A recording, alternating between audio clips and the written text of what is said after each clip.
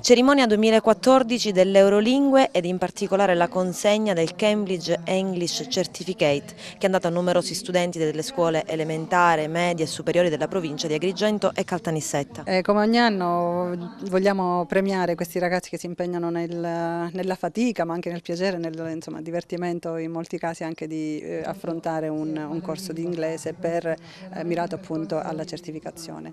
I corsi li abbiamo fatti tanti nelle scuole, o sono state le scuole che si sono attrezzate anche autonomamente appunto per organizzare dei corsi finalizzati alle certificazioni insomma, prendiamo sempre questa occasione ogni anno per consegnare certificati e allo stesso tempo gratificare i ragazzi che hanno affrontato questo percorso, che è un percorso a volte appunto come dicevo difficile ma che dà tanta soddisfazione. Scuole ed Eurolingue insieme, in questo caso parliamo della scuola Vaccaro di Favara. Qual è stato l'approccio, qual è stato il vostro percorso? I nostri ragazzi oggigiorno devono conoscere e padroneggiare l'inglese in una società sempre più globale, in un mercato del lavoro anche che si fa sempre più transnazionale.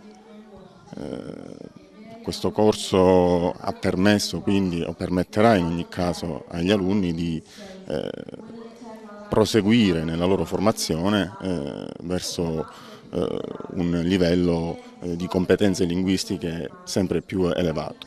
Si è trattato di 130 bambini della scuola primaria e 50 della scuola secondaria.